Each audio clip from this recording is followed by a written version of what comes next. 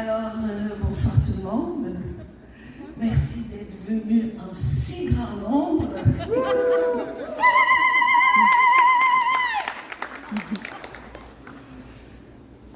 Écoutez, en fait, ce forum fait partie de toute une démarche. Une démarche qu'on a commencée au mois de janvier avec Catherine qui malheureusement n'est pas ici ce soir avec nous pour cause de maladie, mais elle suit ça de près. Alors, on a commencé avec un questionnaire, un sondage auprès de la population. On a eu à peu près 256 questionnaires remplis. Suite à ça, on a fait un focus, plutôt des groupes de discussion. On en a fait 4 pour un total de autour de 50-60 personnes. J'espère que vous avez pu voir les résultats qui sont affichés là-bas juste à l'entrée. Alors, donc, on termine cette démarche-là avec le forum et on a invité en fait 4 experts, les panélistes, qui vont nous faire des présentations. Donc, vous avez en lien avec les différents kiosques que vous avez certainement visités. Et d'ailleurs, je les remercie beaucoup. Je vous présente Martine Thériault, qui, elle, donc, va animer le panel. Et puis, je lui donne donc la parole et après, bonjour. Merci beaucoup, Essiane. Merci pour l'organisation de ce forum-là. Donc, on est un plus petit groupe que ce qu'on avait pensé, mais on va essayer d'avoir du fun pareil, d'avoir des beaux échanges. Donc, vraiment, l'objectif du panel, c'était de prendre le temps d'être avec vous, d'avoir des échanges, mais de vous apporter aussi des informations pertinentes, complémentaires aux 4 kiosques qui sont là, avec les 4 experts. Ariane va nous parler vraiment de l'aspect historique et démocratique de la participation citoyenne en CLSC. Bonjour tout le monde, donc ça me fait vraiment plaisir d'être ici avec vous aujourd'hui. Donc moi je travaille à la clinique communautaire Pointe-Saint-Charles. Je vais vous mettre en contexte un tout petit peu. Cette clinique-là, elle a été fondée en 1968. En fait, par des étudiants en médecine, en infirmerie et en sociologie de l'université McGill, qui se sont inspirés en fait d'un modèle des cliniques populaires aux États-Unis pour en fait donner des services de santé qui sont gratuits et accessibles à une population en fait qui était plus défavorisée dans les quartiers ouvriers en fait de l'époque. Donc c'est vraiment ces gens-là qui sont venus à Pointe-Saint-Charles qui à l'époque, était un quartier très dévalorisé, très pauvre, un quartier ouvrier à Montréal, qui sont venus en fait dans le quartier pour offrir des services de santé et qui rapidement, très tôt là, dans le projet, ont impliqué en fait des gens de la communauté. Donc c'est comme ça que la clinique a été créée et à l'époque, elle a été créée avant, on se rappelle, la création du régime d'assurance maladie au Québec. Donc, à cette époque-là, en 68, il fallait payer pour avoir des services de santé. Donc, ce n'était pas quelque chose qui était facilement accessible pour tout le monde, surtout quand tu vivais dans une situation de pauvreté et que ta famille était sur le chômage. Donc, l'idée aussi derrière, quand on parlait d'une clinique populaire, une clinique de proximité, c'était aussi l'idée de travailler sur les causes de la maladie, donc de voir en fait la santé dans sa globalité et non pas juste de traiter en fait, de dire ah ben je viens me voir pour telle chose, je le traite, ok ben on retourne à la maison. C'est vraiment de traiter les causes et de voir la maladie dans sa globalité. Donc la santé physique, oui, la santé mentale et de regarder la personne dans sa communauté au grand complet. Donc voilà une petite mise en contexte.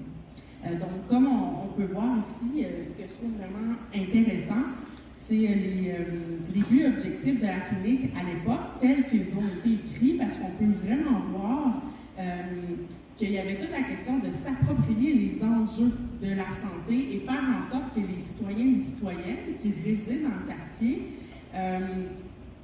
comprennent leur santé, les enjeux qui entourent la santé, mais aussi prennent part aux décisions, aux solutions qui concernent leur propre santé.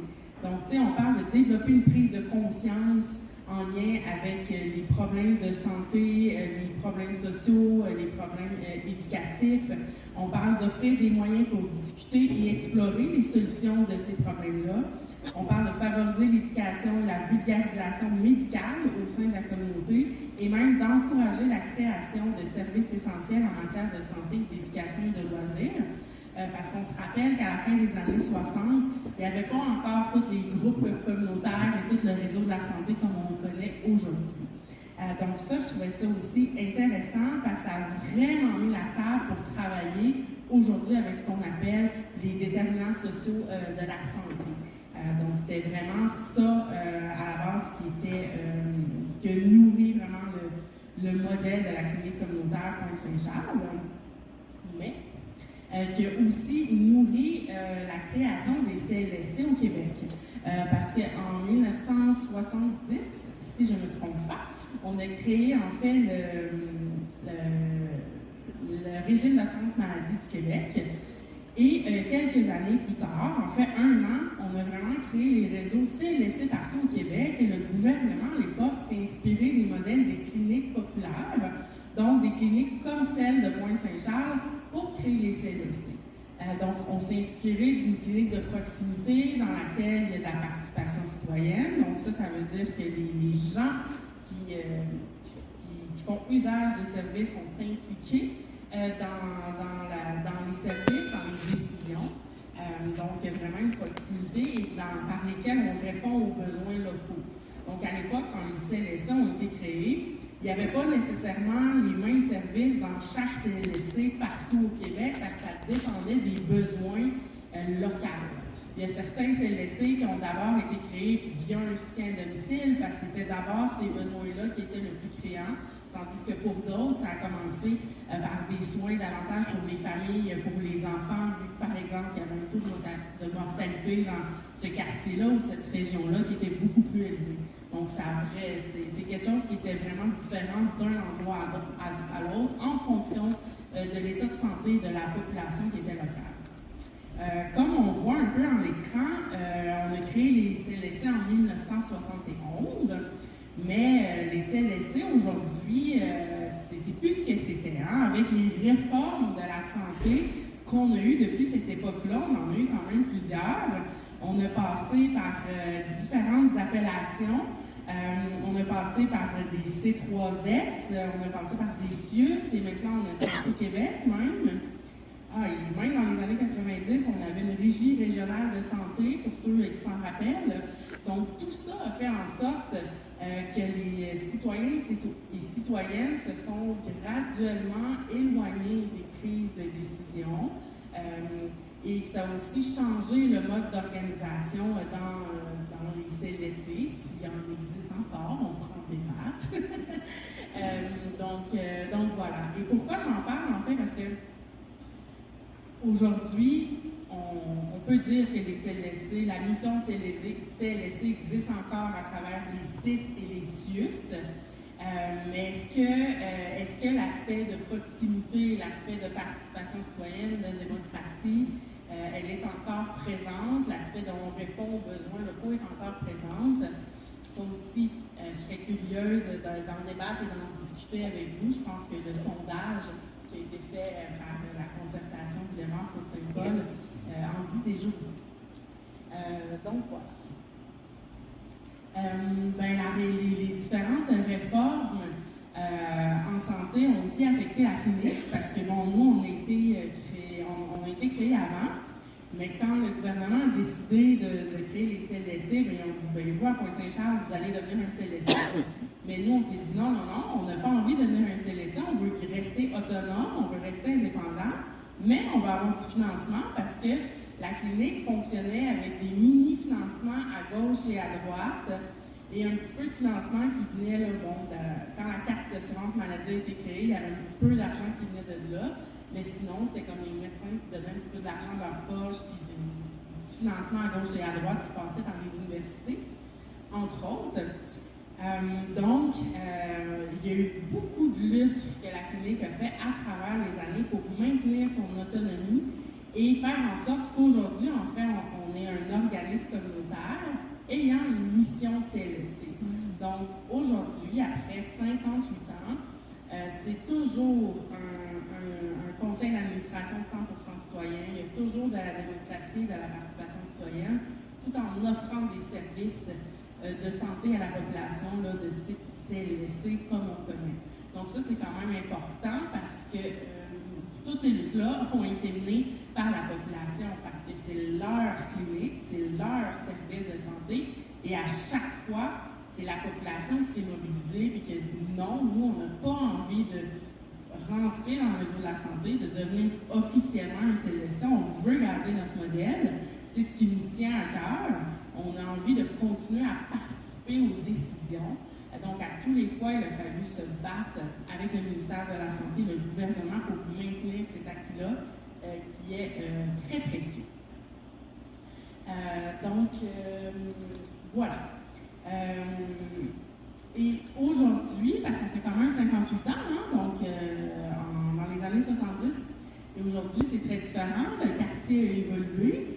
C'est plus les mêmes enjeux hier qu'aujourd'hui.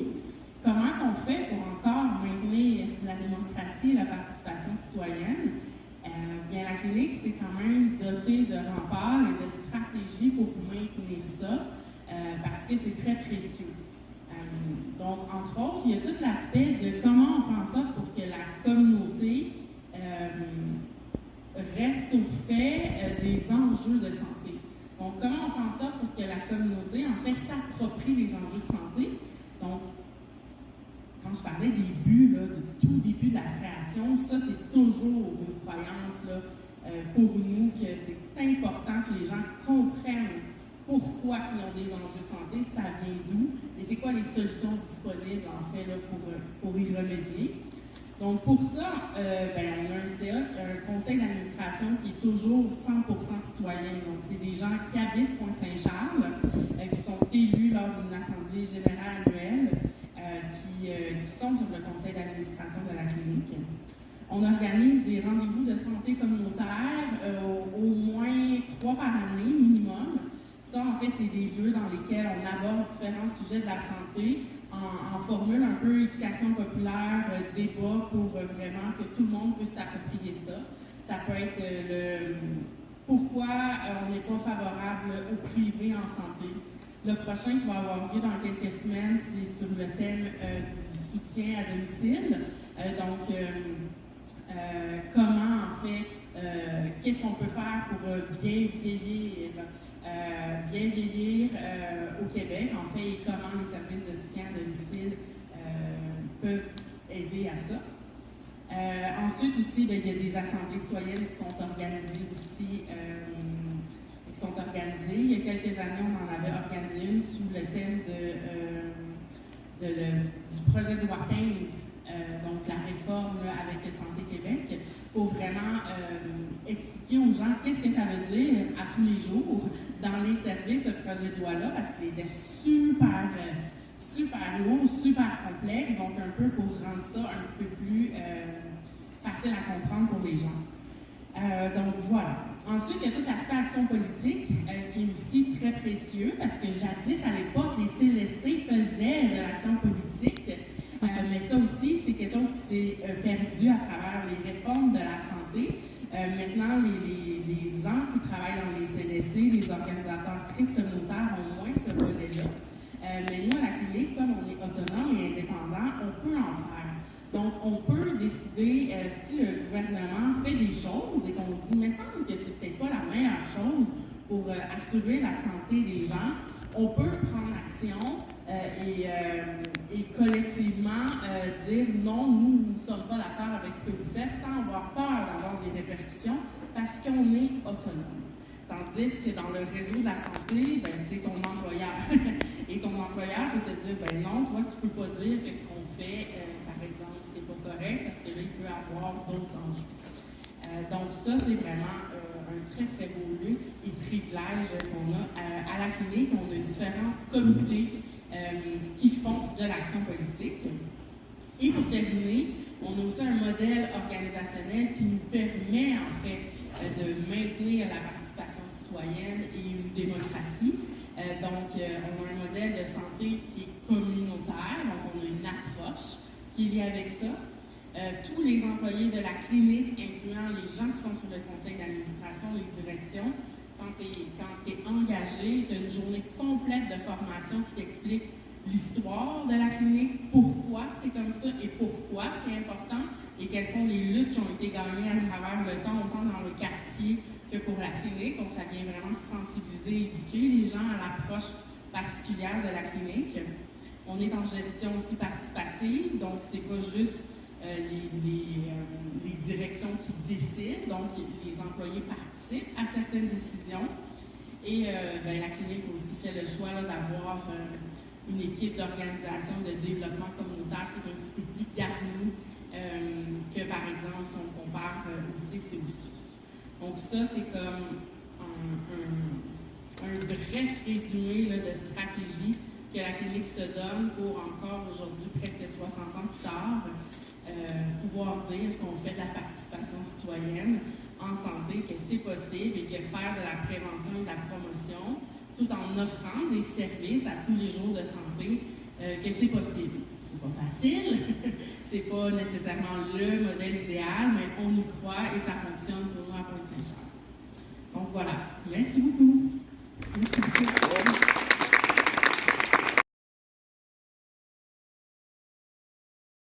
Il y a Monique Labelle, je la représente. Monique, je vous ai dit qu'elle était membre du comité des usagers du SIUS.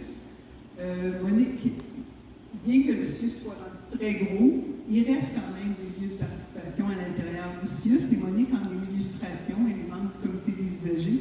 Elle va nous parler des droits et recours des usagers à l'intérieur du SIUS par le biais du commissaire au plan, puis elle va aussi nous parler du protecteur du citoyen. Bonjour tout le monde. Les droits des usagers, c'est une loi des services santé et sociaux. Les droits ont été mis là. Vous avez les 12 droits qui sont là. J'ai des pamphlets qui vous expliquent les droits. Puis, je vais vous les nommer les 12, donner une petite information sur chacun. Le premier droit, c'est le droit à l'information. Vous avez le droit de savoir c'est quoi votre état de santé physique et mental aussi. Avant, souvent, ils ne disaient pas, mais maintenant, vous avez le droit d'être informé sur ça. Le droit au service, vous avez le droit d'avoir des tests que vous avez besoin pour votre santé, les rayons X, tout ce qui est gratuit des hôpitaux. Le troisième droit, c'est le droit de choisir son professionnel et le centre d'hébergement. Le professionnel, ça dépend.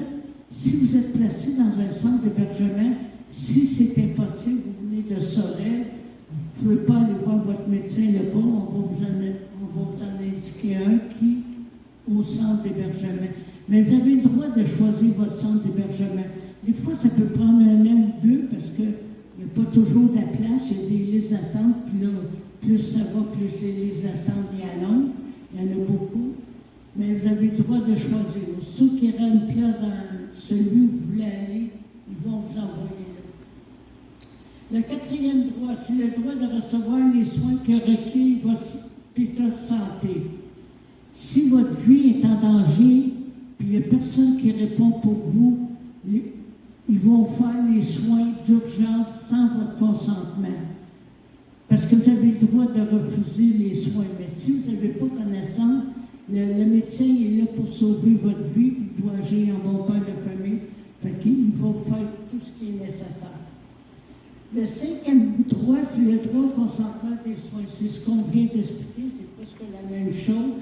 Puis le consentement, ça peut être aussi un membre de votre famille. Si vous n'êtes pas capable, vous avez la santé mentale ou vous êtes inconscient, le membre de la famille peut choisir. Si vous avez déjà parlé d'une aptitude, que vous ne voulez pas avoir le soin de réanimation,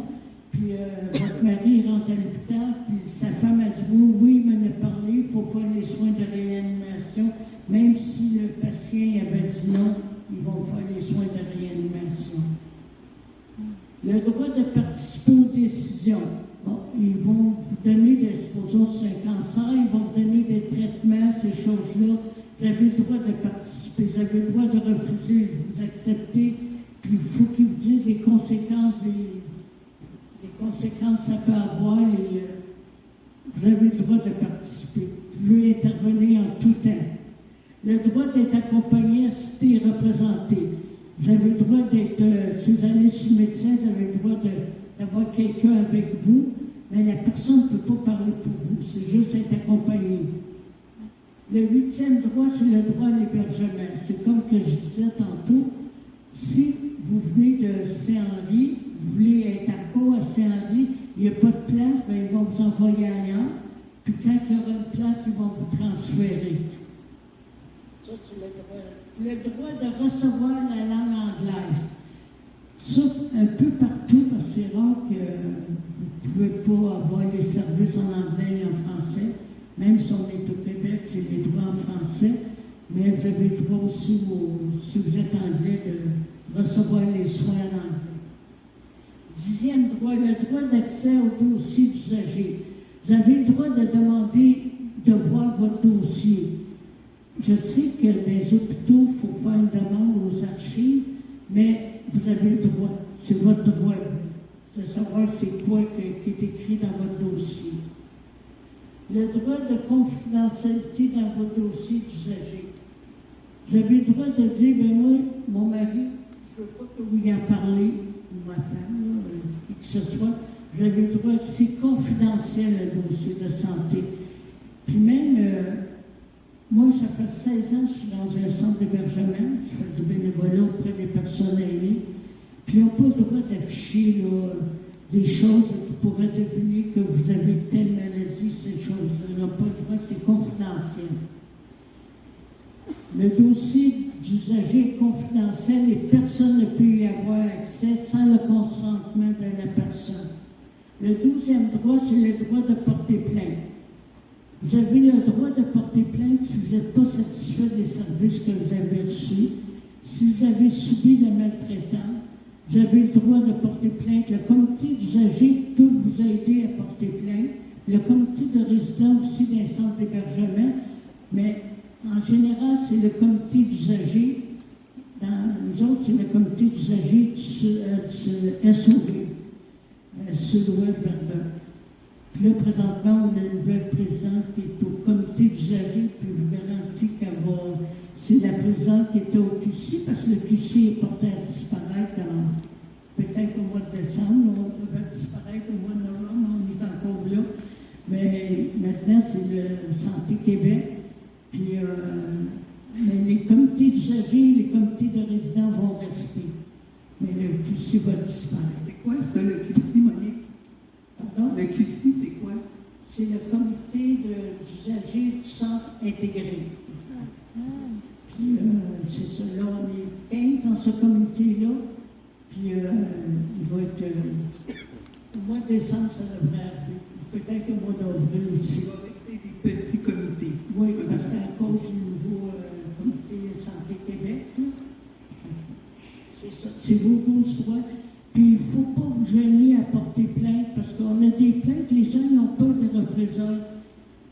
Il faut porter plainte. Parce qu'il y en a trop, on a trop. À l'hôpital de Verdun, il y en a eu beaucoup, on essaie de les défendre. Il y a SOS Maltraitance aussi que vous pouvez contacter, qu'on essaie de rentrer ça à l'hôpital de Verdun. Puis il y a le comité d'usagers va avoir un bureau dans l'hôpital de Verdun. Il va y avoir 2 jours de semaine, il va y avoir quelqu'un au bureau pour prendre vos plaintes. Il ne faut pas gêner de prendre vos plaintes. Il ne faut pas laisser aller les plaintes parce que le monde a un peu de représailles, mais il n'y en a presque plus de représailles. Il y en a encore, on peut pas, il va toujours en avoir, mais gênez-vous pas, portez plainte. Puis, à mon kiosque, j'ai des pamphlets, j'ai dit, prenez le temps de lire vos droits. Vous avez des droits, puis pognez-les à 2 mains, puis faites-les respecter vos droits. Ça, j'avais à dire. Merci. Oui.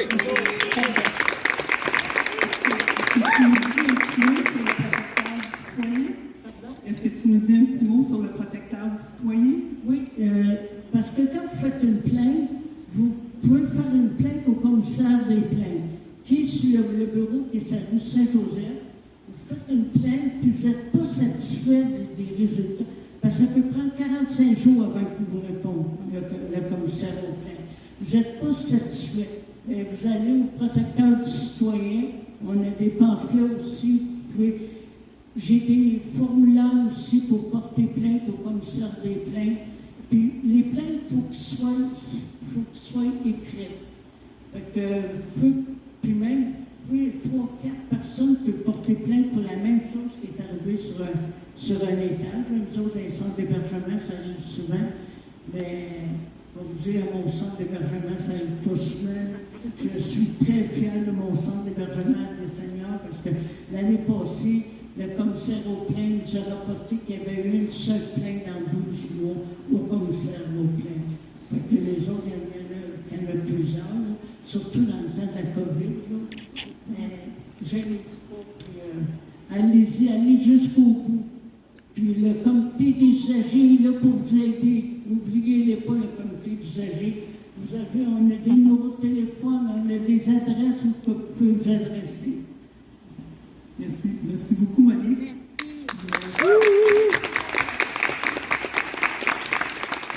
Dans le fond, Monique, ce que tu nous dis avec les droits des usagers, c'est peut-être la première façon qu'on a de se mobiliser individuellement. Si on ne reçoit pas les soins auxquels on a droit, le premier geste qu'on peut poser, c'est se défendre soi-même. Puis si on n'est pas capable de le faire, ben, il y a des instances pour nous aider. Ouais. Merci beaucoup, Monique, de cette présentation-là. À Jenny. Jenny va nous parler, on a vu, c'est possible de faire des démarches individuelles pour avoir des services, c'est possible aussi de faire des démarches collectives pour améliorer les services de santé, des démarches collectives qui peuvent avoir un impact social. Jenny va aussi nous présenter un peu l'impact de l'inaccessibilité aux soins sur les populations qui sont les plus vulnérables. Quand les gens sont vulnérables, c'est pas facile qu'ils viennent chercher les services, il faut souvent aller au-devant de ces gens-là. Donc, Jenny va nous parler de démarches qui en ce sens-là. Merci beaucoup. Alors, je suis très heureuse d'être avec vous en cette fin de journée. Donc, Assia m'a demandé de vous parler de mouvements sociaux qui ont déjà réussi à produire du changement. Alors, j'y ai réfléchi, puis j'ai pensé centrer mon intervention d'aujourd'hui autour de 5 démarches collectives qui ont produit des changements intéressants à mon avis. J'aurais pu en nommer beaucoup d'autres, j'ai choisi ces 5-là. Donc, je vais d'abord vous les présenter. Vous les connaissez tous déjà, mais je vais vous donner un peu de détails sur chacune de ces initiatives-là. Et par la suite, j'ai réfléchi aux ingrédients clés pour réussir à produire du changement social avec des démarches collectives. Je vais vous les présenter. Justement, à la période d'échange, on pourra échanger sur ce sujet-là. Alors,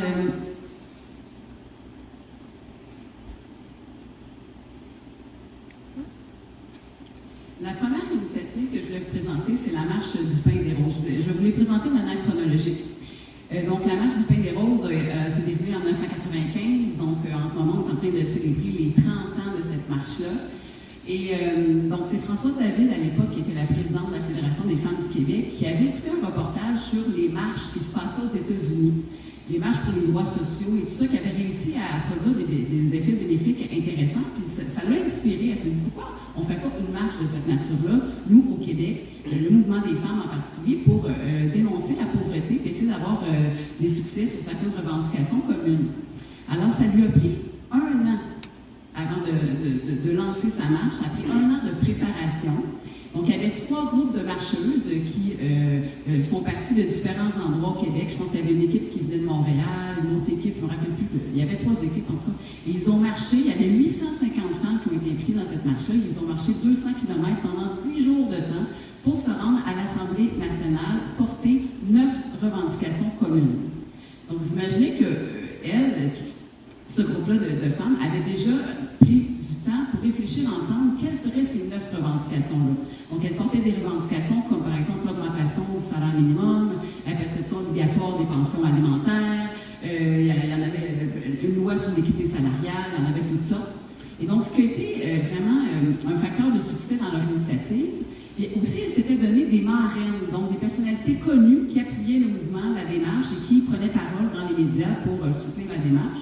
Il y avait aussi des personnes connues qui venaient marcher avec les femmes, bien qu'elles ne faisaient pas toute la route des 10 jours, mais il y avait vraiment donc un énorme intérêt. Françoise me rapportait qu'elle était étonnée à quel point tous les jours dans les médias, ils parlaient de la marche du pain des roses et que les gens, lorsqu'ils arrivaient dans les villages, même les citoyens et citoyennes, les accueillaient, tapaient dans leurs mains, étaient contents d'accueillir la délégation. Il y en avait certaines qui marchaient avec elle. Il y a même eu, je pense, c'est Marie-Claire Blais qui a créé une chanson autour de la marche du pain des roses. On voyait un peu tous les efforts qui ont été déployés. Et lorsqu'ils sont arrivés à l'Assemblée nationale, il y avait des dizaines de milliers de personnes qui étaient là pour accueillir les marcheuses. Et donc, les ministres de l'époque sont sortis pour les accueillir. Et c'est à ce moment-là que, justement, c'était Parizeau à l'époque, qui a accordé certaines des revendications des femmes. Pas les 9 revendications, mais quand même plusieurs d'entre elles que j'ai mises juste en haut. Et Françoise, ce qu'elle me témoignait aussi récemment, c'est que dans le fond, une des choses qu'elle ne savait pas au moment où elle a pensé à la marche, puis ils ont organisé la marche, c'est que quelques mois après, le gouvernement était pour lancer son référendum pour la souveraineté du Québec, et donc qu'il ne pouvait pas se mettre à dos, grosso modo, la moitié de la population du Québec. Et donc, elle ne savait pas, mais il y avait une fenêtre d'opportunité extraordinaire qui s'ouvrait devant elle, et ça a contribué, à son avis, en tout cas, au fait qu'il y a plusieurs des revendications qui ont porté. Ensuite, cette marche-là a inspiré...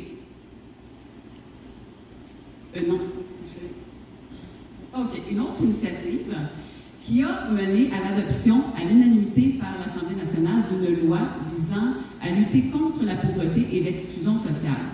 Donc, Viviane Labrie, à l'époque, était déjà impliquée dans la marche du pain des roses, et Viviane Labrie, avec d'autres camarades, a mis sur pied un parlement de la rue en 1998 pour réfléchir, est-ce que ce serait une bonne idée que le Québec se donne une loi pour lutter contre la pauvreté? Même si c'était une loi, il y avait ça, la loi pour l'élimination de la pauvreté. Donc, vous voyez, dans le libellé, ça a été un petit peu édulcoré avec le temps, mais au départ, c'était vraiment une loi pour lutter, une loi contre l'élimination pour l'élimination de la pauvreté, pardon. Et donc, il y a eu un parlement de la rue, et donc les citoyens se sont mobilisés, ils ont dit oui, on veut un tel projet. Et donc, là, ce qu'ils ont fait pendant 2 ans de temps, vous imaginez, ils ont, dans tous les groupes locaux au Québec qui se mobilisaient pour la pauvreté, ils ont réfléchi au contenu d'une telle loi. Ça devrait être quoi qu'on devrait mettre dans une loi visant à éliminer la pauvreté? Donc, il y a eu toutes sortes de discussions, il y avait plein de groupes sociaux impliqués, des citoyens, monsieur, madame, tout le monde. Ça a débattu très fort. Et au final, lorsqu'ils s'approchaient du but, il y a un professeur de droit de l'Université Laval qui s'est impliqué dans la démarche, Pierre Rissalis, pour s'assurer que le projet de loi citoyenne était écrit pareil comme un vrai projet de loi. Et en parallèle de tous ces 2 ans de démarche-là, ils ont fait signer une pétition. Et là, à l'époque, il n'y avait pas Internet. Il ne fallait pas signer les pétitions sur Internet en cliquant sur un lien informatique. Il fallait signer ça à la main. Ils ont recueilli plus de 200 000 signatures. 200 000 signatures. Et ils ont fait toute c'était très symbolique aussi. Quand ils sont allés porter les 200 000 signatures, ils ont fait comme tout un chemin, et les gens se passaient les boîtes de papier de signature un après l'autre, et les boîtes se rendaient jusqu'à l'Assemblée nationale. Et donc, c'est les 3 partis politiques les plus influents à l'époque qui ont reçu chacun le tiers des signatures, et donc, vraiment, c'était un mouvement collectif. Et là, donc, le gouvernement a pris ça entre ses mains, et là, le groupe, qui s'appelait le collectif pour une loi visant l'élimination de la pauvreté, a beaucoup milité entre 2000 et 2002 pour faire en sorte que la loi soit adoptée. Finalement, elle a été adoptée à l'unanimité. Donc, vous voyez à quel point ils ont travaillé fort, et cette loi-là, désormais, oblige le gouvernement à se doter d'un plan d'action contre la pauvreté à tous les 4 ans, à évaluer ce plan d'action-là, et ils se sont dotés aussi d'une structure qu'on appelle le Comité consultatif de lutte à la pauvreté, sur lequel siègent des personnes premières concernées, donc des personnes qui vivent la pauvreté. Donc ça aussi, c'est une histoire de succès. À Pointe-Saint-Charles, juste à côté, il y a eu toute une démarche lorsque l'Auto-Québec a voulu installer un casino à Pointe-Saint-Charles, et là, les citoyens, avec la table de quartier, Action Gardien, se sont mobilisés. Ils ont travaillé très fort, ils ont fait des pancartes, ils ont fait des macarons, ils se sont promenés dans la rue. Mais le soutien qui a été particulièrement important à ce moment-là, c'est le soutien de la santé publique. Richard Lessard a fait un rapport qui est sorti, qui disait c'est pas bon pour la santé de la population d'avoir un casino. Et suite à ça, le Cirque du Soleil, le promoteur du projet, a abandonné, et ça a été donc la victoire citoyenne. Donc, vous voyez, donc une autre approche, mais des résultats intéressants. Il y a eu aussi le printemps érable. Moi, ça me concerne un petit peu plus, c'est pour le milieu universitaire, mais donc il y a eu une grève générale illimitée des étudiants pour protester contre la hausse du Parti libéral des frais de scolarité universitaire. Et là, le mouvement s'est énormément élargi. Donc, il y a eu des manifestations avec 200 000 personnes. Et là, c'est pas juste les étudiants qui manifestaient.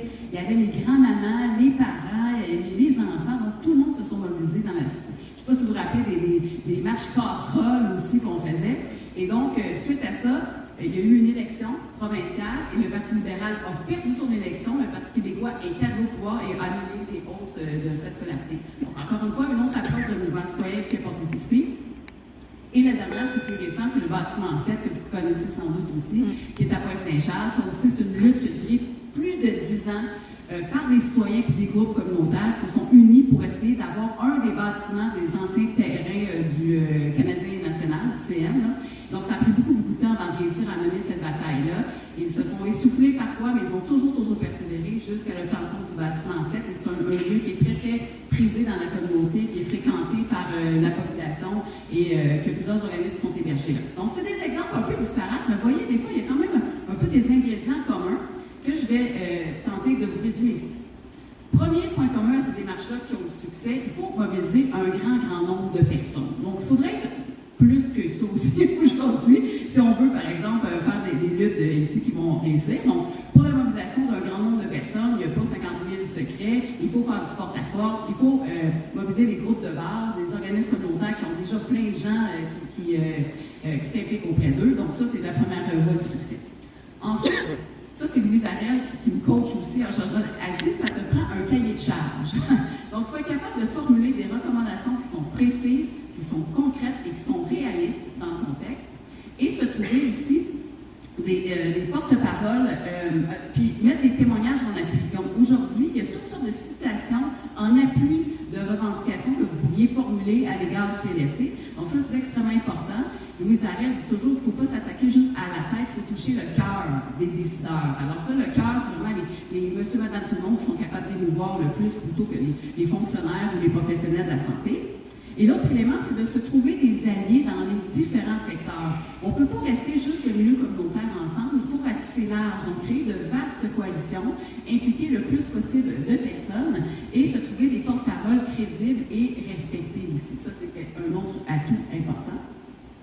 Et finalement, il faut être capable de faire du bruit, et faire beaucoup de bruit pour réussir à probablement alerter la population générale qui a un problème, parce que la plupart des gens ne connaissent pas le problème en question, même si c'est un problème très important pour vous. Donc, il faut sensibiliser la population. Et là, donc, il faut mobiliser les médias, faire des manifs, c'est tout à fait important. Et pourquoi j'ai mis une chauve-souris? C'est parce que Louise Ariel dit que les politiciens, c'est comme des chauves-souris. Elle dit qu'ils gouvernent au son. Okay? Alors, c'est important de vraiment se faire entendre de tout votre côté pour produire un rapport de force. Okay? Et c'est vraiment à travers le rapport de force qu'on va réussir à faire bouger les choses. L'autre élément, c'est d'être capable de saisir les fenêtres d'opportunité. On a une fenêtre d'opportunité en ce moment, ça s'appelle une élection municipale. Donc, si vous avez des revendications, c'est un bon moment pour le faire. Il y aura des élections provinciales qui s'en viennent aussi l'année prochaine. Donc, c'est une autre fenêtre d'opportunité qu'il faut saisir. Et les fenêtres d'opportunité, comme je dis des fois, elles sont prévisibles, mais d'autres fois, elles arrivent un peu dans l'actualité. Alors, quand que ça arrive dans l'actualité de manière un peu prévisible, il faut être capable aussi, alors, de prendre la parole et d'apporter la solution qu'on propose dans ces moments-là. Et finalement, bien sûr, il faut persévérer et entretenir l'espoir parce que c'est des luttes qui sont parfois très, très longues, vous l'avez vu, très ardues. Puis il ne faut pas se décourager, on est capable d'y arriver. Voilà. Et peut-être sur la dernière question, c'était sur les conséquences de ne pas avoir accès aux services de santé. Je pense que tu es capable de dire autant que moi les conséquences. Quand tu n'as pas accès aux services de santé, bien, ton état de santé se dégrade, tu deviens plus malade et tu peux mourir prématurément aussi. Tu n'as pas accès à tout le dépistage, donc il y a des maladies qui finalement tu aurais pu dépister, les prévenir, qui s'installent pour de bon et qui peuvent t'enlever la vie éventuellement. Donc c'est ça les conséquences grosso modo. C'est l'espérance de vie raccourcie, plus de maladies, plus d'incapacité, des problèmes au niveau du fonctionnement. Et aussi une espèce de perte de confiance en système qui est très, très, très nocif parce que quand on n'a plus confiance en système, bien là on va rester chez nous et on ne pourra plus même pas demander une demande d'aide. Voilà, merci. Merci beaucoup, Jenny.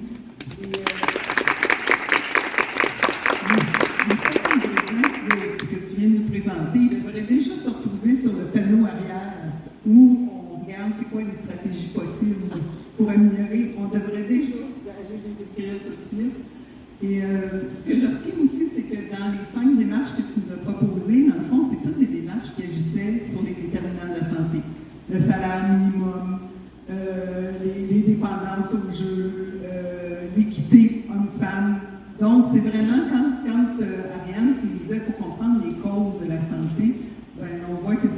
collective-là, ils se sont attaqués aussi à des causes, puis que ça a mené à des améliorations au niveau de projets de loi ou de services qui ont vraiment eu un impact sur la santé des gens.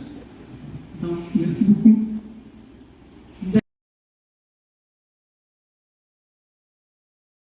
Une dernière présentation avec Dr. Bage. Je vais me permettre de dire Bage, c'est plus facile, c'est moins long. Donc, Bage a une expérience au niveau international. Il va vraiment nous parler des menaces mondiales à l'accès aux soins. Et il va nous parler aussi de l'importance de la rentabilité. Quand on parle santé, bien, il faut que ça soit rentable dans le cadre d'une approche enracinée dans les communautés. Bonsoir tout le monde. Je n'ai pas vraiment préparé des diapositives, je vais faire ça un peu à l'improviste. Alors, j'espère que vous allez me suivre quand même. Ce que je vais faire, je vais vous donner peut-être... nous sommes là ce soir parce que nous voulons tous et toutes s'intéresser avec des services accessibles à proximité qui répondent à nos besoins.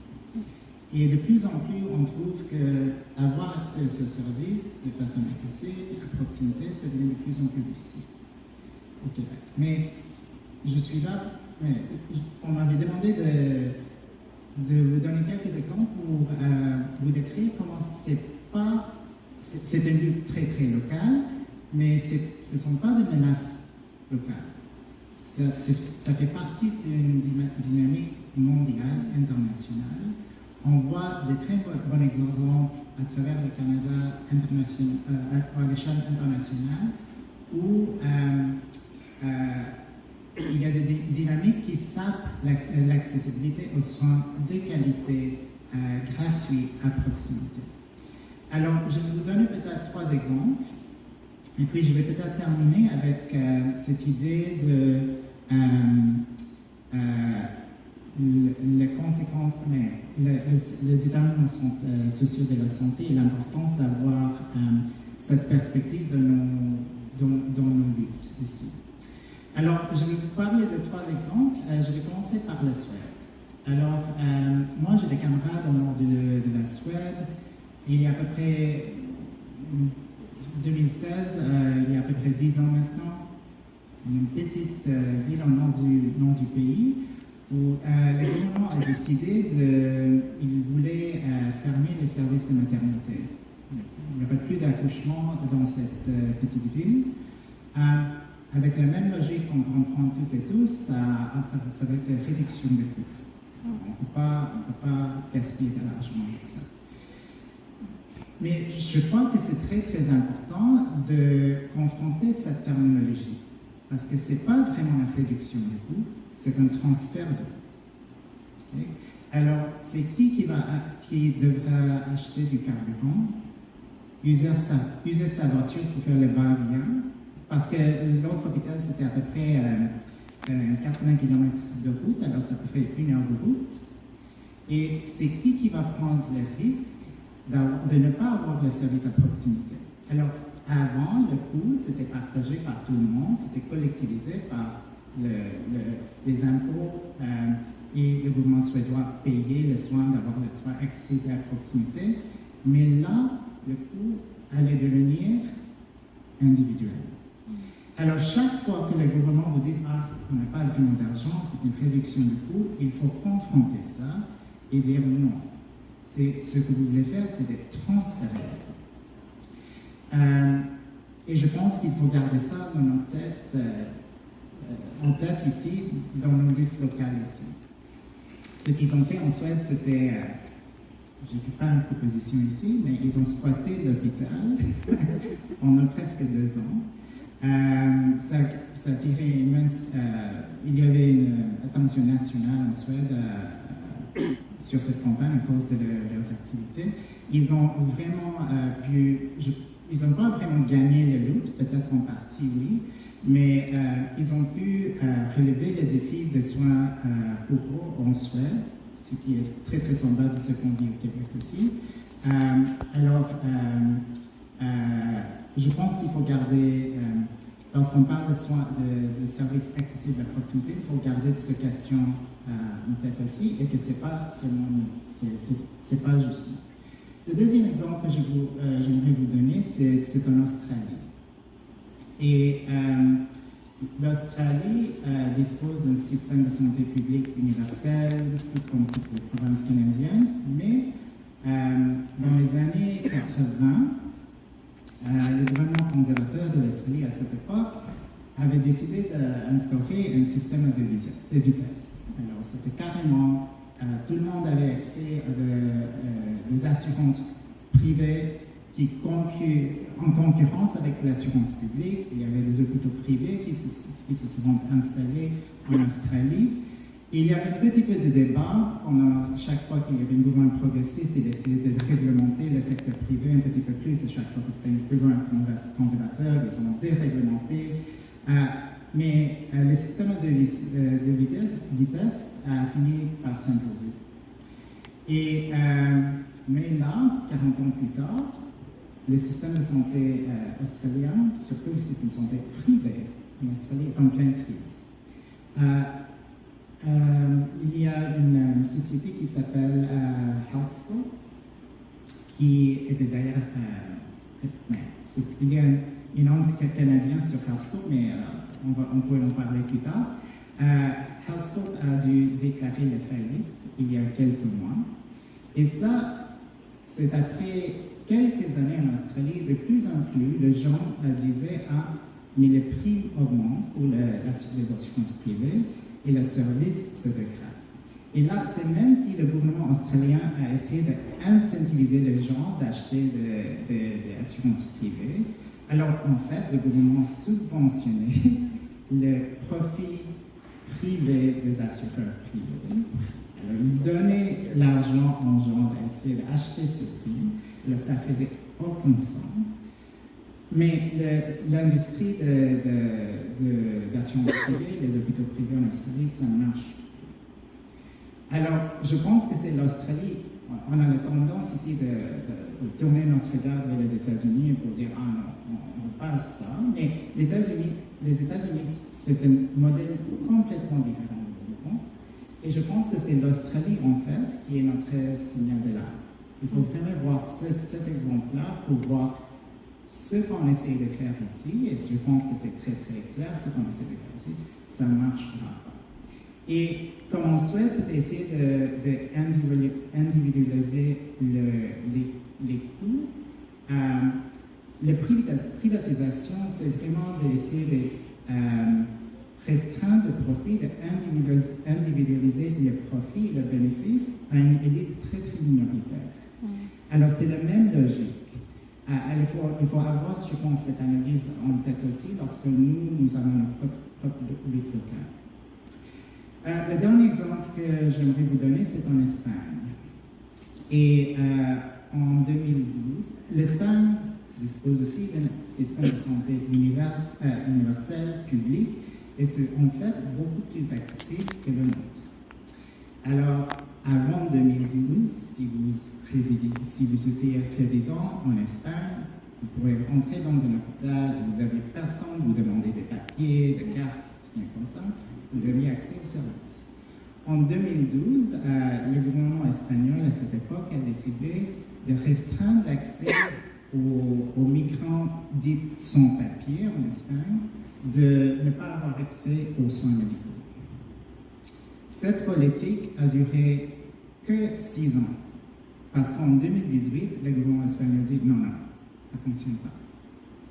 Tout d'abord, il y avait une grande fierté en Espagne pour d'avoir un système de santé universellement accessible. Alors, ce n'était pas populaire du tout, en fait, surtout parmi les professionnels de la santé. Et deuxièmement, ils ont constaté qu'il y avait des complications parce qu'il y avait des migrants qui avaient d'importants problèmes de santé, qui n'avaient pas accès aux soins. À la fin, les complications, le coût social, le coût même très réel de devoir payer les soins de quelqu'un qui est en pleine crise sanitaire, c'était encore plus élevé. Et ils ont noté une augmentation du taux de la tuberculose. Et ils ne voulaient surtout pas avoir une épidémie de tuberculose parce qu'il y avait des gens qui n'avaient pas accès aux soins de service. Alors, ils ont décidé d'annuler cette restriction et de revenir à un système de santé vraiment universel et accessible. Alors, moi, je vous donne cet exemple-là parce que je pense que c'est important de dire que oui, On peut gagner des luttes, on peut élargir l'accès à tout le monde et on peut viser plus haut aussi. Je pense qu'on est dans une époque où on essaie de garder ce qu'on avait, on ne veut pas perdre, mais en fait, on peut gagner d'autres choses aussi, on peut viser un peu plus haut aussi. Alors, je voulais vous juste donner cet exemple aussi pour vous donner un peu d'espoir quand tu parlais. La dernière chose que j'aimerais dire, c'est comme clinicien, comme quelqu'un qui travaille dans le système de santé comme médecin. Et je pense qu'il faut aussi être très on a la tendance de se concentrer sur le soin de service, accès aux médecins, accès au prélèvement, à la radiographie. Mais moi, je sais, comme médecin, qu'il y a des données, courantes qui m'appuient aussi. Les enfants qui habitent dans des logements insalubres arrivent aux urgences avec des crises d'asthme beaucoup plus fréquemment que les enfants qui ont accès à un logement sain.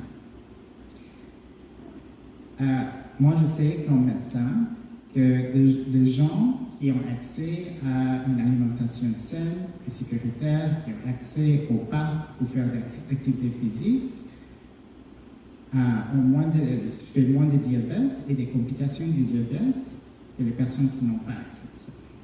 Alors, lorsqu'on parle de la santé et accès à la santé, aux soins de santé accessibles, à proximité, j'aimerais qu'on puisse peut-être avoir une perspective beaucoup plus large pour comprendre que la santé, ce n'est pas juste les médecins, les infirmiers, les physios, les rayons X, les scanners, mais c'est aussi du logement sain, une alimentation, de sécurité alimentaire aussi, l'accès à la nature qui est très important ici. Alors, lorsqu'on planifie nos prochaines actions, nos prochaines mobilisations, d'avoir une perspective, cette perspective qui fait partie de nos gestes aussi. Merci beaucoup. C'est une belle conclusion parce que tu reviens au départ. Parce qu'Ariane a nommé, puisque toi nommé beaucoup aussi, je dis, c'est oui, ça prend l'accès de proximité, il faut travailler là-dessus, il faut l'entretenir, il faut maintenir le lien avec les résidents pour s'assurer qu'on la maintient. Mais il faut aussi travailler beaucoup sur les déterminants sociaux de la santé, sur les logements, sur les salaires, sur tout ça. Ça fait une belle boucle entre vos 4 présentations. Vous nommez, puis adressez votre question, votre commentaire. Oui, oui. Mais...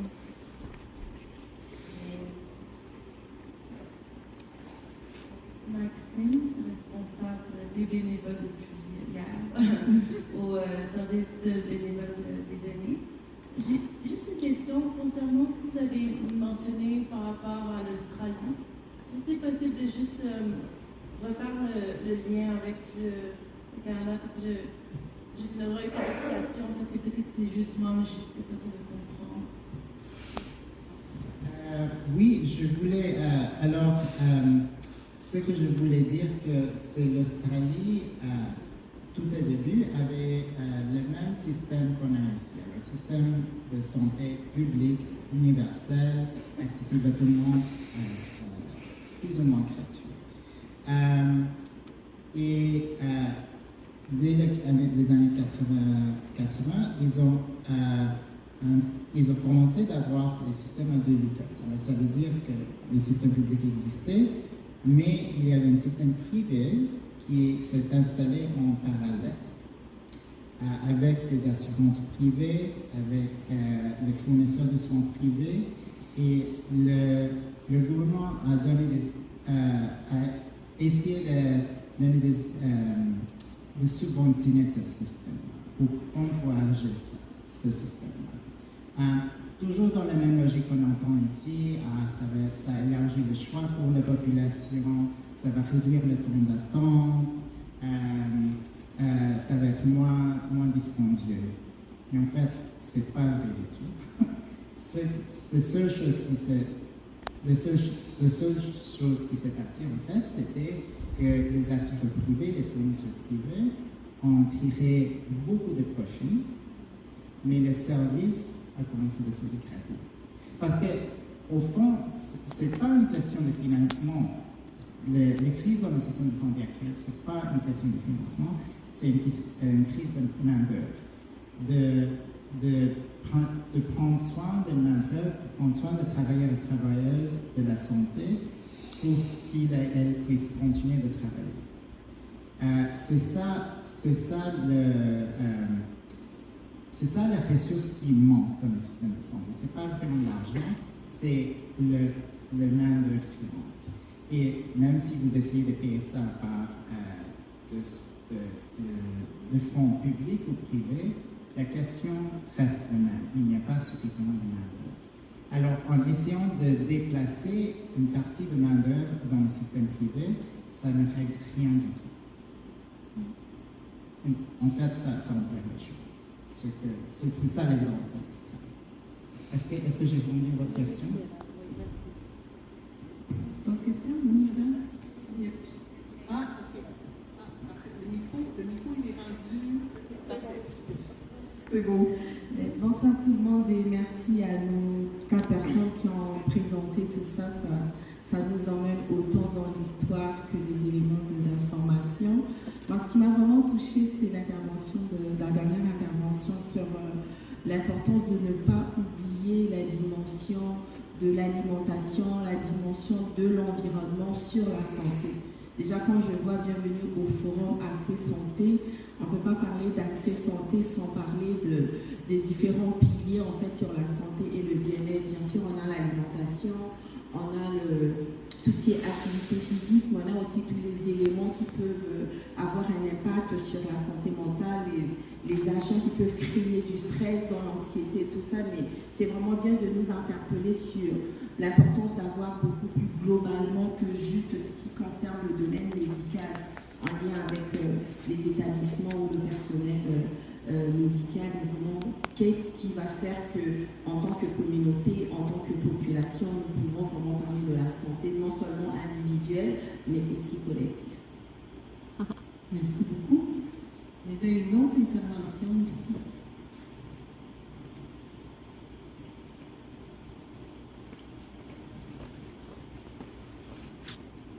Bonsoir, je suis Tamara Bintou de l'organisme CARD avec Mme Claudia qui vient juste d'intervenir. Ma question, je remercie d'abord toutes les 4. Vous avez bien intervenu, on a été édifiés. Mais ma question s'adresse particulièrement à Docteur en ce qui concerne les journées de marche, parce que pour tout enjeu, que ce soit d'ordre culturel, de santé ou d'éducation, ça prend absolument des voix pour se faire entendre, pour faire des demandes, des propositions, afin que les politiciens nous répondent. Donc, c'était pour savoir comment avoir des informations afin de participer à des marches qui s'organisent pour se faire entendre. Merci. Vous voulez dire comment savoir, comme citoyen, citoyenne, quelles sont les marches qui s'organisent pour pouvoir y participer? Oui. C'est ça votre question? Oui. OK. J'imagine qu'il peut y avoir plusieurs canaux de communication. Souvent, les manifestations sont organisées, sont portées par des organismes communautaires ou certains. Donc, à ce moment-là, vous en entendez parler en fréquentant ces organismes-là. Autrement, je sais que les médias sociaux sont beaucoup utilisés aussi en ce moment pour être au courant des différentes luttes qui s'organisent un peu partout. J'imagine que c'est ça les principales stratégies pour être au courant des marches qui s'organisent. Puis, ce qu'on voit, c'est que, en fait, ce que j'ai appris, moi, c'est que je pense qu'il y a quelque chose comme 2000 manifestations juste à Montréal par année. Fait que la marche en elle-même, c'est pas ça qui va tout changer, vous comprenez? Là, tu sais, de marcher une fois, c'est bon, vous allez être un marcheur de plus parmi les multiples. Donc, il faut marcher, mais comme vous l'avez dit, ça prend des revendications qui sont portées par la suite par les porte-parole crédibles, bien documentés, respectés, qui par la suite vont aller rencontrer les décideurs pour faire les plaidoyers. Ça prend aussi des contacts personnalisés avec les médias. Souvent aussi, les médias, ils nous racontaient qu'un journaliste, ça reçoit à peu près 500 communiqués de presse par jour. Fait que, si vous envoyez des communiqués de presse à des journalistes et vous trouvez que les journalistes ne viennent pas à votre événement, ben c'est normal, OK? Parce qu'ils ne vous connaissent pas et ils ne peuvent pas traiter tous les communiqués de presse. Il faut vraiment peut-être créer des relations personnalisées avec quelques journalistes qui couvrent le sujet qui vous intéresse. Et là, c'est vraiment ces journalistes-là que vous allez alimenter, qui vont venir à vos événements. Donc, c'est vraiment une approche particulière. Pour réussir à faire du changement social, il faut être quand même bien équipé. Et, utiliser de multiples tactiques, de multiples stratégies concomitantes, puis s'accrocher parce que ça peut être long. Est-ce que j'ai répondu à votre question? Je veux juste compléter ce que tu dis. Chez nous, tu disais aussi que dans ta présentation, tu disais qu'il y a des moments clés pour le faire. Puis tu as fait allusion, il y a des élections municipales, mais il y a des élections provinciales qui s'en viennent aussi l'année prochaine. Et le réseau de la santé, il relève du gouvernement provincial. Donc, il y a tout un horizon pour que Villemort puisse continuer sa démarche puis arriver avec bien préparé là, dans le contexte électoral qu'il va y avoir l'année prochaine. Il y a les élections, après il peut y avoir l'établissement d'un nouveau plan d'action, une planification stratégique, un événement dans l'actualité, quelqu'un qui est décédé parce qu'il est allé faire une demande au CLSC Villemort puis il s'est fait virer de bord par la personnel d'accueil, puis il est mort. Bon, maintenant ça va dans les médias. Ça aussi, c'est une fenêtre d'opportunité, en quelque sorte, pour faire passer le message que c'est inacceptable. Donc, il faut toujours rester un petit peu à l'affût, mais toujours documenter notre problématique, développer des plaidoyers solides, puis ratisser large dans les alliés. Je pense que l'idée, c'est d'avoir des coalitions très larges d'alliés de différents secteurs, pour rester juste dans le communautaire, par exemple. C'est ça. En fait, je voudrais compléter pour madame. C'est-à-dire, ça, aujourd'hui, c'est un moyen. C'est un moyen dans la mesure où, c'est-à-dire, nous autres, on ne s'est pas dit, on était assises, puis on s'est dit, on va faire une démarche. C'est venu depuis l'été passé. On a reçu des plaintes de citoyens de Villemort, Côte-Saint-Paul, qui se plaignaient des services qui n'étaient... ils n'avaient pas eu les services au niveau du CLSC. Donc, c'est ce que dit Janie, c'est qu'on s'est dit, nous, on a eu quelques citoyens qui sont venus, mais on voulait avoir l'état de situation au niveau de tout le quartier et de voir qu'est-ce qui se passe au juste. Donc, c'est ça qu'on a fait, en fait. On a ramassé les sondages, les focus, les groupes de discussion, etc. Donc, on a ramassé de l'information. Aujourd'hui, on ramasse encore de l'information et on va préparer un plaidoyer. Puis, on n'arrête pas ça aujourd'hui. C'est-à-dire, on va poursuivre, comme dit Martine, on va faire un plan parce qu'il y a un comité, en fait, derrière cette démarche. C'est un comité qui est là et qui travaille donc pour voir les actions qu'on va faire.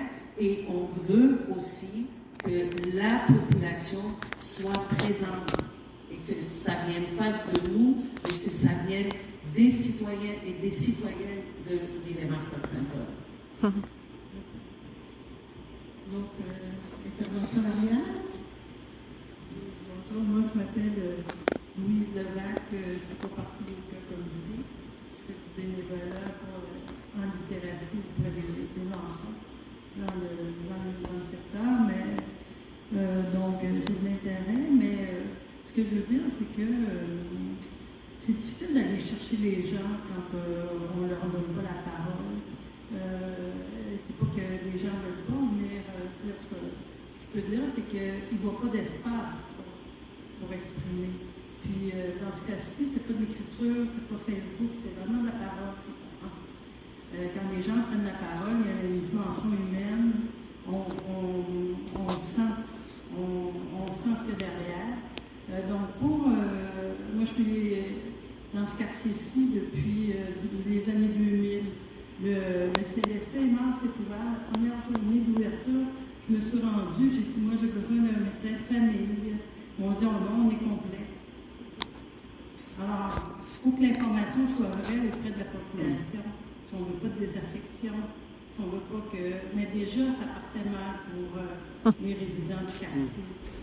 OK, moi, c'est un témoignage que je vous dis, je ne dois pas être la seule à qui on a dit ça. Donc, il y avait des médecins qui arrivaient, mais ils arrivaient avec leur cure complète.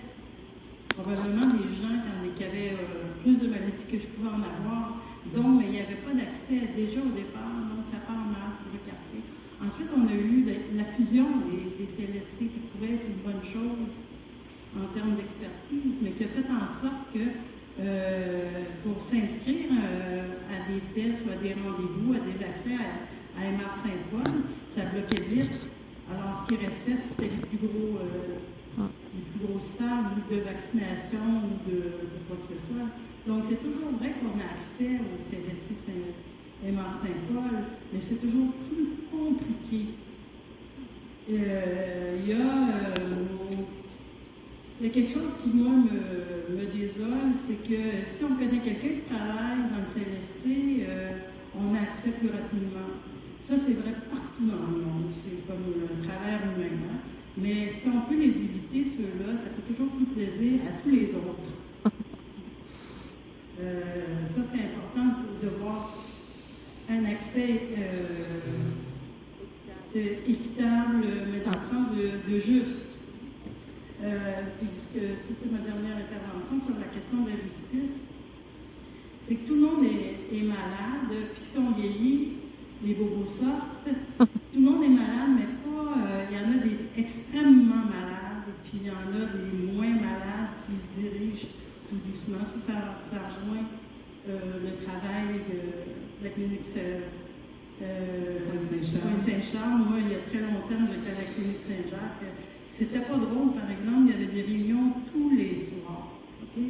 Donc, si ça a changé, c'est une bonne chose. Participer collectivement, ça ne veut pas dire s'user collectivement, mais c'est important de le dire. Mais si on peut avoir un échange d'informations, c'est autre chose que sur Facebook ou dans les médias sociaux. Ça peut être bon, il ne faut pas les exclure, mais il faut vraiment aller ailleurs. C'est tout ce que je voulais dire. Puis aussi, le numérique, c'est extrêmement important, mais le carnet santé, c'est pas toujours parlant pour. C'est pas tout le monde qui aime ça, consulter son carnet de santé, même s'il faut le faire. Donc, il y a une éducation à faire là-dessus, la notion de la santé, la prise en charge. Puis, surtout quand on est malade, toutes les énergies passent à guérir la maladie. Alors là, on ne peut plus être autonome, on a vraiment besoin d'aide. C'est ce que je voulais dire. Merci. Merci beaucoup. Si on voulait mettre en place des stratégies pour mieux faire connaître les services au CLSC Normando, puis améliorer l'accès au CLSC, qu'est-ce qui vient en tête? Des suggestions? Une question piège. Je vais essayer de me lancer parce que merci de votre commentaire.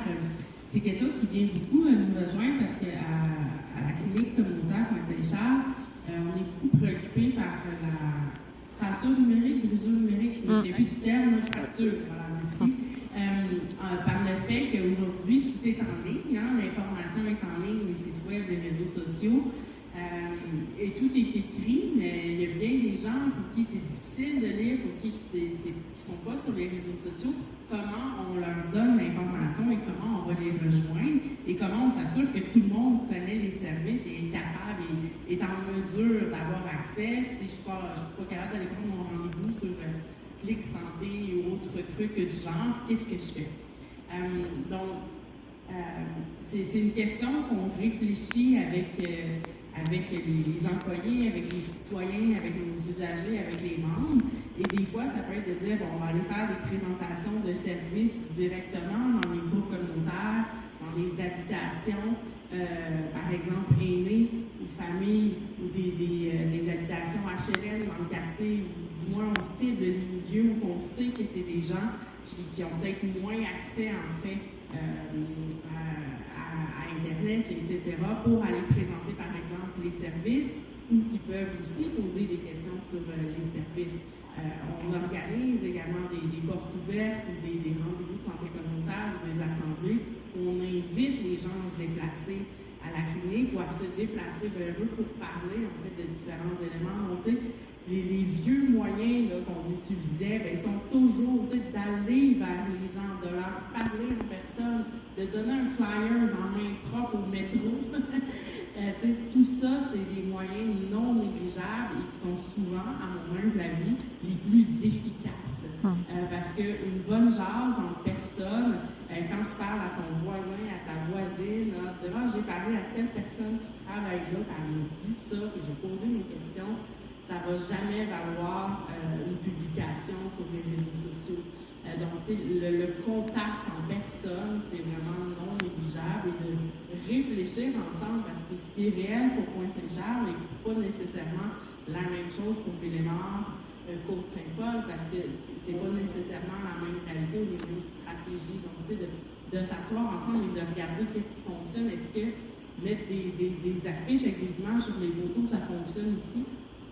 Très bonne question. Donc, je pense que c'est de regarder ensemble et d'aller directement voir les gens. Est-ce que le porte-à-porte, nous, c'est quelque chose qui fonctionne dans le quartier, mais est-ce qu'ici, ça fonctionnerait? Donc, je pense de se poser ces questions-là et d'aller vers les gens sur le terrain. Oui, j'aurais répondu à la même chose. Merci. On va prendre une dernière question à l'arrière. Je serai en fil. Merci. Merci. Mon nom, c'est Arnaud Eberlin. Je travaille dans une CLC. Ça fait plusieurs décennies. Je viens de l'extérieur. C'est plus un commentaire qu'une question. C'est plus virer en question. Mais ça fait vraiment ça fait 50 ans prochainement que je travaille dans une CLC. J'ai vu les vécus des CLC et je ne peux pas idéaliser les vécus de CLC, mais au début, les CLC avaient beaucoup de crédibilité.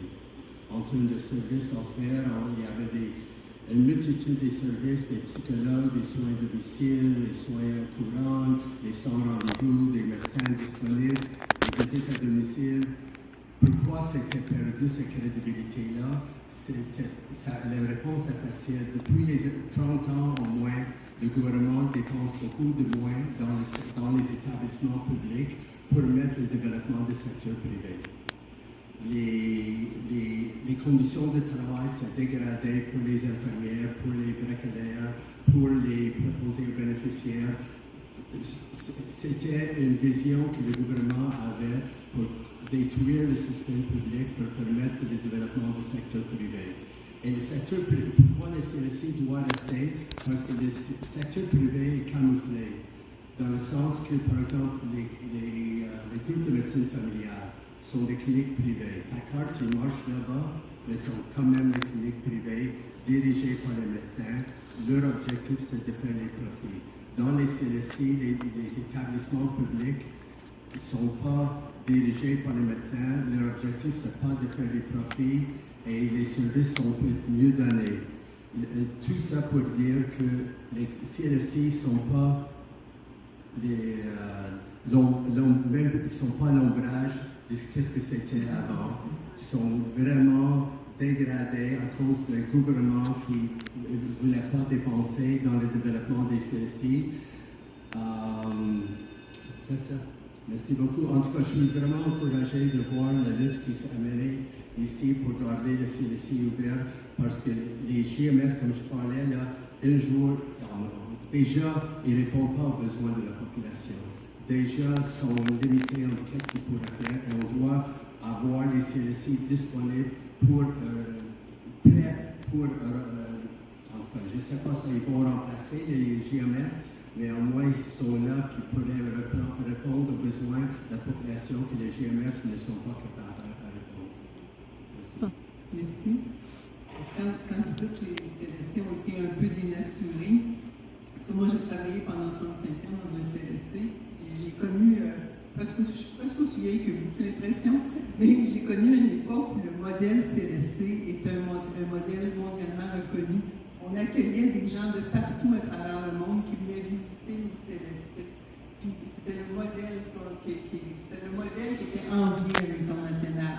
Je pense qu'il faut revenir un peu à nos origines, les origines que la clinique a été capable de conserver. Il y a des recettes pour pouvoir conserver ça. Je pense qu'aujourd'hui, avec les présentations qu'on a eues, on a eu beaucoup d'idées pour revenir peut-être à la base, puis préparer un plaidoyer, un plan d'action, comme Assia le un peu en fonction de tout ce qu'on a entendu aujourd'hui, puis qui amène un éclairage fort intéressant. Ça nous amène à la fin du Martine, excuse-moi, est-ce qu'on a le temps pour une dernière intervention?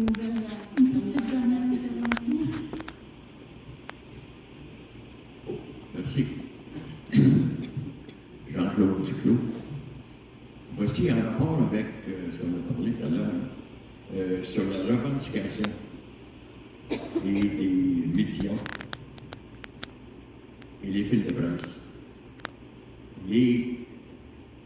Tout ce que c'est que vous pouvez apporter, les revendications, allez-y, allez-y, allez-y. C'est vrai qu'on a beaucoup de fils de presse, mais il ne faut pas oublier non plus que les autres journalistes, un peu partout, incluant le monde, parce que les journalistes francophones, je parle, eux reçoivent aussi le fil de presse. Et ils vont s'approvisionner là-dedans. Donc, c'est pour ça que continuer les revendications, très important, parce que quelqu'un, quelque part, va aller chercher ce que vous pouvez avoir. Ne serait-ce que aider 1 ou 10 ou 20 personnes ailleurs partout. On commence par chez nous, avec ce qu'on peut faire chez nous, avec notre monde chez nous. Allez-y, revendication, puis servez-vous de ça, parce que le fil de presse est important. Et c'est une arme cachée en notre faveur. Merci. Merci beaucoup. Alors, ça nous amène à la fin du panel. J'aimerais vraiment qu'on prenne le temps de remercier nos panélistes. Ça vaut une main d'applaudissement.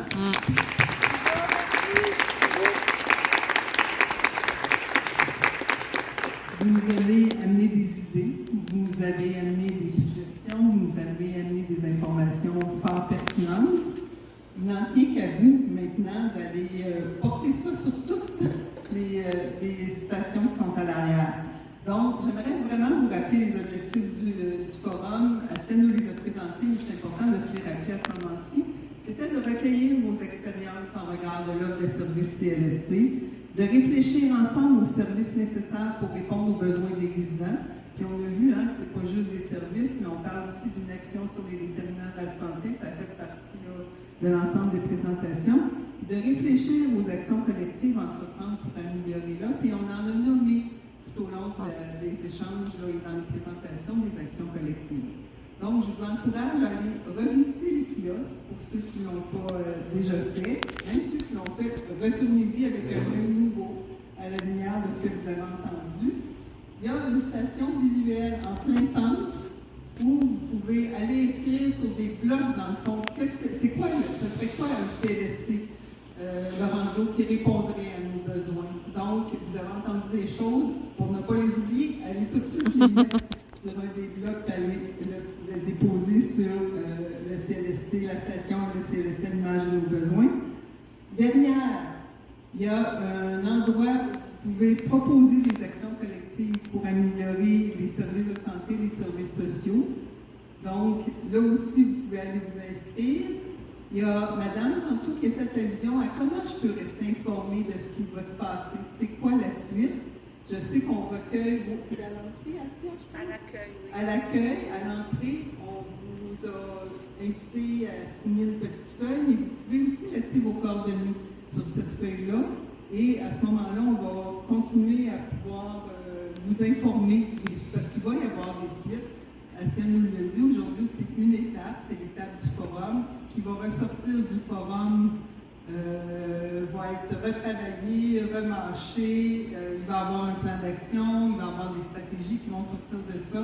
Il va devoir y avoir une mobilisation citoyenne, probablement dans les actions à un moment donné. Donc, si vous voulez continuer à être au courant de ces différentes démarches-là, prendre part aussi, on vous invite à laisser vos coordonnées sur la feuille à l'entrée. Et en terminant, j'aimerais vous dire qu'on a vu comment est-ce que la mobilisation pouvait susciter une amélioration de l'état de santé général. C'est bon pour le moral, je vous invite à rester mobilisés pour poursuivre vos démarches. Merci beaucoup pour votre participation. Merci. Merci.